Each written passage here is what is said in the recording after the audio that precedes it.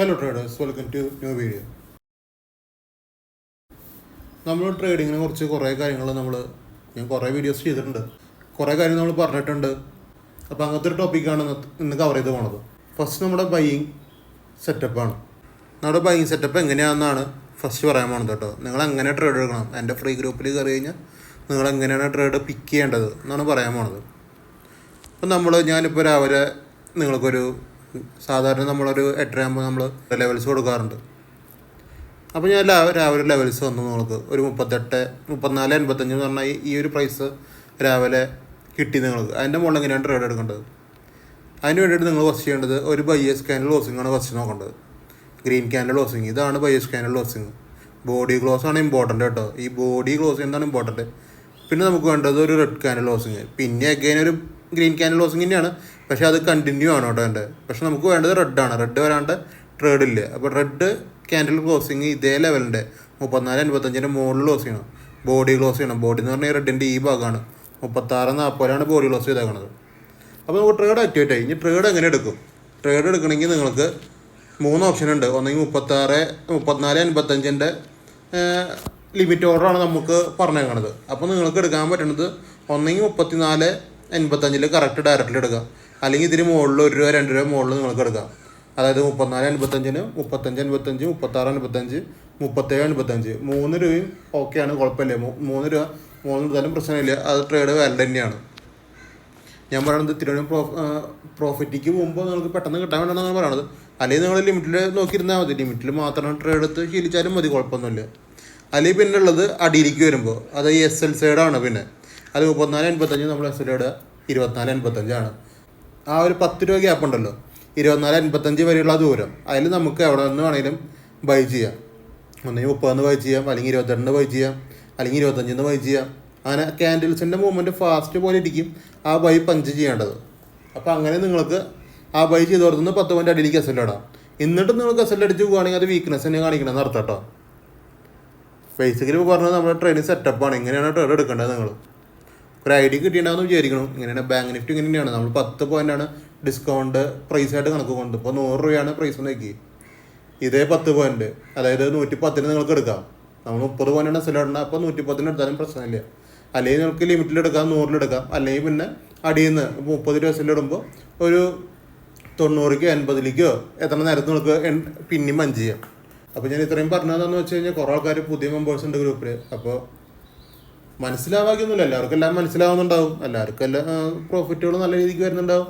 ചിലർ ചിലപ്പോൾ ചാടിക്കയറിട്ട് എടുക്കുന്നവരായിരിക്കും. പക്ഷെ നിങ്ങളതൊക്കെ മനസ്സിലാക്കിയിട്ട് ചെയ്യുക. നിങ്ങൾ ചാടിക്കയറേണ്ട ഓടിക്കയറേണ്ടതായ ആവശ്യങ്ങളില്ല മാർക്കറ്റിൻ്റെ ഉള്ളിൽ. മാർക്കറ്റ് നിങ്ങളോട് പറയും ട്രേഡ് എടുക്കാറായി, ട്രേഡ് എടുത്തോ എന്ന് പറയും.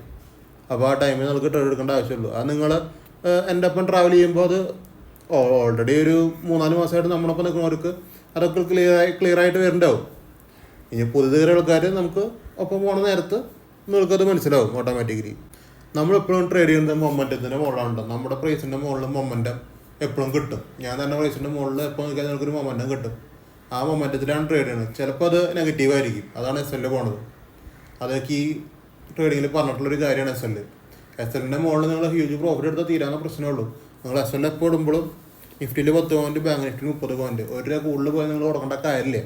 ആ SL പോകുമ്പോൾ നിങ്ങൾ ഇറങ്ങുക. നിങ്ങൾക്ക് ആകെ ശ്രദ്ധിക്കാനുള്ള ഒരു കാര്യം എന്ന് പറഞ്ഞു കഴിഞ്ഞാൽ ഓർഡർ പഞ്ച് ചെയ്യുമ്പോൾ കറക്റ്റായിട്ട് പഞ്ച് ചെയ്യുക. അതാണ് നിങ്ങൾക്ക് ചെയ്യാൻ പറ്റുന്ന ഒരു കാര്യം. നമുക്ക് നിഫ്റ്റി ചാർട്ടിലേക്ക് പോകാം. ഞാൻ പ്രത്യേകിച്ച് ഒന്നും പറയാനൊന്നുമില്ല. നമുക്ക് ആണ്. ഞാൻ ഒരു 4 ദിവസമായിട്ട് ഇപ്പോൾ ഇന്ന് പറയണതാണ്. ഇന്ന് തന്നെയാണ് 300+ ആണ് നിഫ്റ്റി. 1.5% മൂവ്മെൻറ്റ് നിഫ്റ്റി കിട്ടിയിട്ടുണ്ട്. കഴിഞ്ഞ ചൊവ്വാഴ്ച തൊട്ട് ഇന്ന് തിങ്കളാഴ്ച വരെ നിഫ്റ്റി വൻ മൂവ്മെൻറ്റ് തന്നെയാണ് കാണിക്കണത്.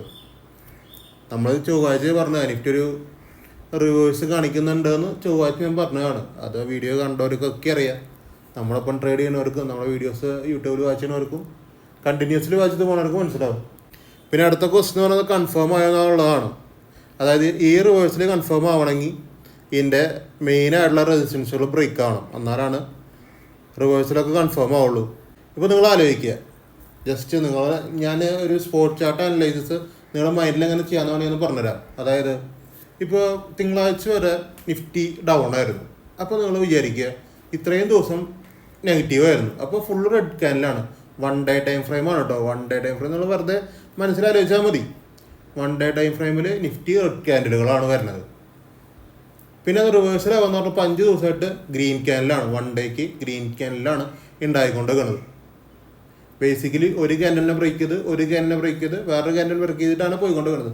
ഇതിലൊരു ഫുള്ള് 5 ദിവസമായിട്ട് 5 ഗ്രീൻ ക്യാൻഡലാണ്. ഇനി ഇതിന് മെയിനായിട്ട് വരുന്ന സാധനം റെഡ് ക്യാൻഡലാണ്. ഇതിന് എന്തായാലും ഒരു റെഡ് ക്യാൻഡിൽ വരും. ഈ ഒരു മൊമെൻറ്റിൽ റെഡ് ക്യാൻഡിൽ ഷുവറായിട്ടൊരു 1 ഡേയിലാണ് പറയുന്നത്. അപ്പോൾ ഒരു ദിവസം നിങ്ങൾക്ക് നെഗറ്റീവ് ഈ ആഴ്ചയിലോ അടുത്ത ആഴ്ചയിലോ എന്തായാലും വരും. അത് കണ്ടിന്യൂ ആവോ ഇല്ലയെന്ന് ആ റെഡ് ക്യാൻഡിൽ പോലെയും കാര്യങ്ങൾ. ഇതാണ് ആകെ ചിത്രം. 1 ഡേയിൽ ഇങ്ങനെയാണ്. നിങ്ങൾ ജസ്റ്റ് ഇമാജിൻ ചെയ്താൽ നിങ്ങൾ കുറേ ആൾക്കാർ എന്തായാലും കുറേ റെസിസ്റ്റൻസും ഇത് റിവേഴ്സാണ് അതാണ് ഇതാണെന്നൊക്കെ നിങ്ങൾ കണ്ടുപിടിച്ച് വെച്ചിട്ടുണ്ടാവും. നിങ്ങളുടെ റെസിസ്റ്റൻസിൻ്റെ മുകളിൽ ഞാൻ പറഞ്ഞ ഈ കാര്യം നിങ്ങൾക്ക് ആഡ് ചെയ്യാവുന്നതാണ്. 5 ഗ്രീൻ ക്യാൻഡിൽ വന്നു. ഈ 5 ഗ്രീൻ ക്യാൻഡിൽ കഴിഞ്ഞിട്ട് ഒരു റെഡ് ക്യാൻഡിൽ ഉറപ്പാണ്. 5 എണ്ണം കഴിഞ്ഞിട്ടോ 6 എണ്ണം കഴിഞ്ഞിട്ടോ 7 എണ്ണം കഴിഞ്ഞിട്ടോ റെഡ് ക്യാൻഡിൽ എന്തായാലും വരും. റെഡ് ക്യാൻഡിൽ വരാണ്ട് എന്തായാലും ഇരിക്കില്ല.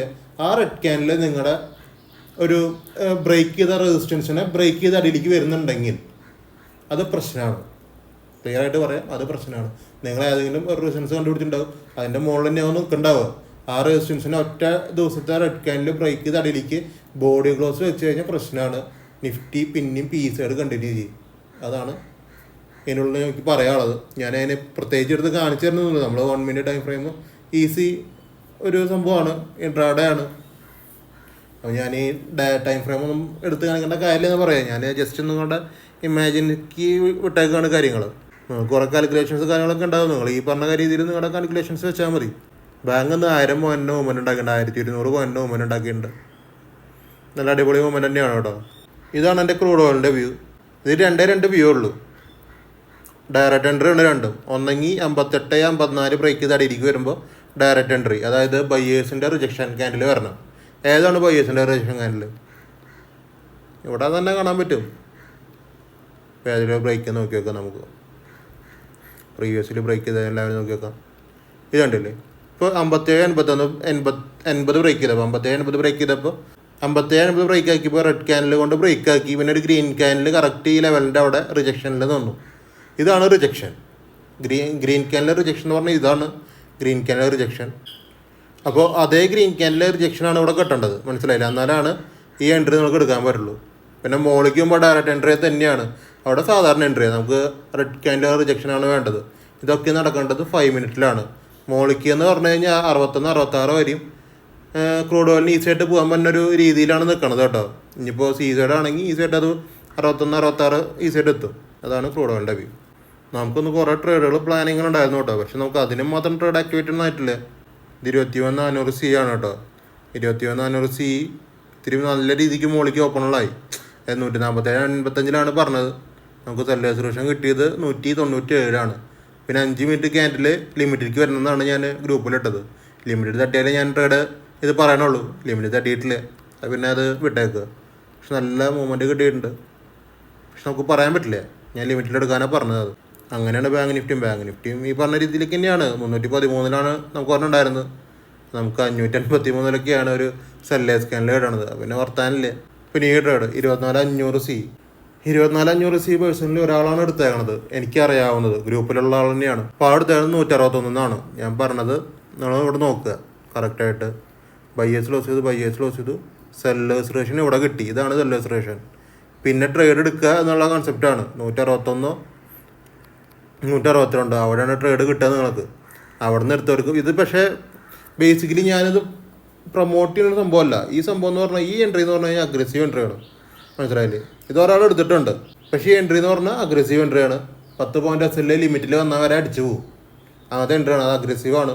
ഇപ്പോൾ എടുക്കണോണ്ട് തെറ്റുണ്ടോ ചോദിച്ചാൽ തെറ്റില്ലേ. നമുക്ക് ട്രേഡ് ആക്ടിവേറ്റ് ആണ്. അങ്ങനെ ഇപ്പോൾ എടുത്ത് പോകുന്നവർക്ക് എടുത്ത് പോകാൻ കുഴപ്പമൊന്നുമില്ല. കറക്റ്റായിട്ട് എസ്എൽ ഇടണമെന്ന് മാത്രം. ഇതൊരു 95 പോയിൻ്റായിരുന്നു നമുക്ക് കിട്ടിയത് കേട്ടോ. അതായത് 50 പോയിന്റ് ഓൾറെഡി ഫുൾ ടാർഗറ്റ് ആയി. പിന്നെ ട്രൈൽ ചെയ്ത് 95 വരെ എത്തിച്ചു കേട്ടോ. എന്നിട്ടാണ് ഈ ട്രെയിനിൽ നിന്ന് എക്സിറ്റ് ആയിക്കണത്. ഇത് പ്രോപ്പർ നമുക്കൊരു എൻട്രി വന്നത് 21,600C 121,40. ഇതെല്ലാവർക്കും എടുക്കാൻ വേണ്ടി എൻട്രിയാണ്. അപ്പോൾ ഇതിൻ്റെ എൻട്രി നോക്കുക. ബയേഴ്സ് ലോസ് ചെയ്ത് സെല്ലേഴ്സ് റിജക്റ്റ് ആക്കി. ഈ റെഡ് ക്യാനിൽ റിജക്ഷൻ ക്യാനിലാണ് കേട്ടോ. ആ ലെവലിൻ്റെ മുകളിലാണ് ക്ലോസ് ചെയ്തേക്കണത്. കണ്ടില്ലേ? 121,40 മുകളിലാണ് റെഡ് ക്യാനിൽ ക്ലോസ് ചെയ്തേക്കണത്. അപ്പോൾ നമുക്ക് എടുക്കാം. പിന്നെ അവിടെ ലിമിറ്റിൽ തന്നെ എൻട്രി കിട്ടും. ഇതിൽ കുറച്ച് മുകളിൽ നിന്ന് എടുക്കാവുന്നതാണ്. എങ്ങനെ എടുത്താലും ശരി. സംഭവം 50 പോയിൻ്റ് നല്ല മൂവ്മെൻറ്റ് കിട്ടിയിട്ടുള്ള ട്രേഡാണിത്. പിന്നെ നമുക്ക് ഫ്രീ ഗ്രൂപ്പിലുണ്ടായിരുന്ന ആദ്യത്തെ ട്രേഡായിരുന്നു PE സൈഡിലേക്ക് ആയിരുന്നു രാവിലെ എൻട്രി കിട്ടിയത്. നമ്മൾ ഇത്രയും സംസാരിക്കുന്ന സമയത്തും നമുക്ക് രാവിലത്തെ ഫസ്റ്റ് എൻട്രി വരുന്നത് PE-യിലാണ്. 21,450 PE-യിലാണ് ഫസ്റ്റ് എൻട്രി വരുന്നത്. അത് ബയേഴ്സ് ലോസ് സെല്ലേഴ്സ് കൂടെ റിജക്റ്റ് ആക്കി ലിമിറ്റിൽ കിട്ടുന്ന ട്രേഡാണ്. അപ്പോൾ എല്ലാവരും എടുക്കാൻ വേണ്ട ട്രേഡാണ്. ഒരു 40 പോയിൻ്റ് മൂവ്മെൻ്റാണ് കിട്ടിയത് കേട്ടോ. 40 പോയിൻ്റ് മൂവ്മെൻറ്റിലേക്കാണ് പോയത്. ഫുൾ ടാർഗറ്റും നല്ല 40 പിന്നെ ഞാനൊരു ഡേ ഹൈയുടെ സ്ട്രാറ്റജി പറഞ്ഞില്ലേ, ഇതാണ് ഇന്നത്തെ ദിവസത്തെ ഫസ്റ്റ് ക്യാനിൽ. ഇതിൻ്റെ ഡേ ഹൈ എന്ന് പറഞ്ഞാൽ 145 എന്ന് പറഞ്ഞ ലെവലാണ്. അതിൻ്റെ മുകളിൽ ട്രേഡ് എടുക്കാമെന്നും പണ്ടായിരുന്നു. അത് നമുക്ക് SL-ആണ്, കറക്റ്റ് SL-ആണ്. ബയേഴ്സ് ലോസ് ചെയ്തു സെല്ലേഴ്സ് കൂടെ റിജക്റ്റ് ആക്കി ലിമിറ്റിൽ എടുക്കാം. ലിമിറ്റ് എടുത്ത് കഴിഞ്ഞാലും ഇനിയിപ്പോൾ ഇത്തിരി അടിയിൽ നിന്ന് എടുത്ത് കഴിഞ്ഞാലും അത് SL തന്നെയാണ്. ഫസ്റ്റ് ട്രേഡ് 40 പോയിൻറ്റ്, രണ്ടാമത്തെ ട്രേഡ് SL-ആണ്. പിന്നെ ഇതേ സ്ട്രൈക്കിൽ നിന്ന് 21,450 PE-യിൽ തന്നെ നമുക്ക് 63 രൂപയിലൊരു ട്രേഡ് വന്നിട്ടുണ്ടായിരുന്നു. പക്ഷേ എന്ന് വെച്ച് കഴിഞ്ഞാൽ ഇത് ഹോൾഡ് ചെയ്യാനൊന്നും പറഞ്ഞിട്ടില്ല ആരുടെ അടുത്തും. നമുക്ക് എപ്പോഴും ട്രേഡ് ആക്ടിവേറ്റ് ആയ ശേഷം 10 ക്യാൻഡിൽ നോക്കുക.